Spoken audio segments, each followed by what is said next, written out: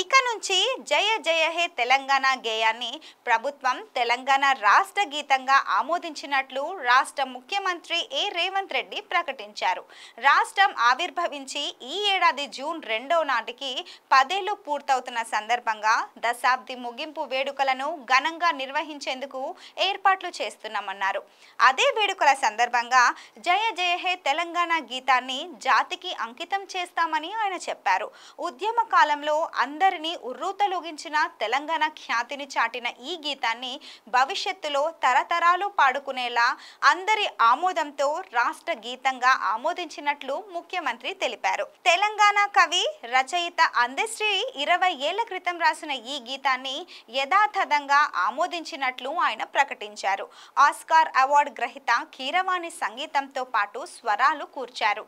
సచివాలయంలో గురువారం సాయంత్రం ముఖ్యమంత్రి రేవంత్ రెడ్డి, శాసన మండలి చైర్మన్ గుత్తా సుఖేందర్ రెడ్డి, శాసనసభ స్పీకర్ గడ్డం ప్రసాద్, మంత్రులు ఉత్తమ్ కుమార్ రెడ్డి, కోమటిరెడ్డి వెంకటరెడ్డి, దామోదర రాజనరసింహ, పొంగులేటి శ్రీనివాస్ రెడ్డి, తుమ్మల నాగేశ్వరరావు, జూపల్లి కృష్ణారావు, సీతక్క, కొండా సురేఖతో పాటు మాజీ మంత్రి జానారెడ్డి, ప్రొఫెసర్ కోదండరాంతో పాటు కవి అందశ్రీ, సంగీత దర్శకులు Keeravani, CPI MLA Kunamneni Sambasivarao, CPM రాష్ట్ర కార్యదర్శి తమ్మినేని వీరభద్రంతో పాటు ఎంపీలు, ఎమ్మెల్యేలు తెలంగాణ బిల్లును ఆమోదించినప్పుడు సభలో ఉన్న మాజీ ఎంపీలు, ఉద్యమంలో క్రియాశీల పాత్ర పోషించిన పార్టీల ప్రతినిధులతో ఆయన సమావేశమయ్యారు. ఈ సందర్భంగా సీఎం రేవంత్ రెడ్డి తెలంగాణ రాష్ట్ర గీతంతో పాటు రాష్ట్ర ఆవిర్భావ దశాబ్ది ముగింపు వేడుకల నిర్వహణపై వారితో చర్చించారు.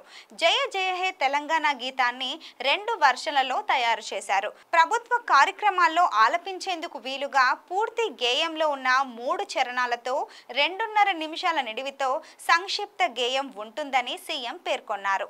ఈ రెండిటిని రాష్ట్ర గీతంగానే పరిగణిస్తారని ఆయన చెప్పారు. ఈ సందర్భంగా కీరవాణి సంగీత సారథ్యంలోని యువ గాయని గాయకుల బృందం ఆలపించిన ఈ గీతం అందరినీ అల్లరించింది. తెలంగాణ పునర్నిర్మాణంలో భాగంగా తమ ప్రభుత్వం పలు కార్యక్రమాలు చేపట్టిందని, అందులో భాగంగానే రాష్ట్రానికి సంబంధించిన సంక్షిప్త రూపం టీఎస్ను టీజీగా మార్చినట్లు సీఎం రేవంత్ తెలిపారు. వాహనాల రిజిస్ట్రేషన్ నెంబర్లతో పాటు అన్ని ప్రభుత్వ సంస్థలు టీజీగా మార్పు చేశామన్నారు. కేబినెట్లో తీసుకున్న నిర్ణయం మేరకే రాష్ట్ర గీతాన్ని ఆమోదించడం జరిగిందని, రాష్ట్ర ప్రభుత్వం అధికారిక చిహ్నం తెలంగాణ తల్లి విగ్రహాన్ని మార్చాలని నిర్ణయం జరిగిందని సీఎం చెప్పారు. ఇప్పటికే రాష్ట్రంలోని వివిధ ప్రాంతాల కళాకారుల నుంచి దాదాపు 500 నమూనాలు తమకు అందించినట్లు సీఎం చెప్పారు. ఇంకా నమూనాలన్నీ చర్చల దశలోనే ఉన్నాయని, చిహ్నానికి సంబంధించిన తుది రూపం ఇంకా ఖరారు కాలేదని ఆయన చెప్పారు. తెలంగాణ తల్లి విగ్రహానికి సంబంధించి కూడా తుది నిర్ణయం ఏది జరగలేదని, కళాకారులు వివిధ నమూనాలు తయారు చేస్తున్నట్లు ఆయన చెప్పారు. కొత్త చిహ్నం తెలంగాణ తల్లి విగ్రహాలకు సంబంధించి అపోహలు, తప్పుడు ప్రచారాలకు తావు లేకుండా అసెంబ్లీలో చర్చించి నిర్ణయం తీసుకుంటామన్నారు.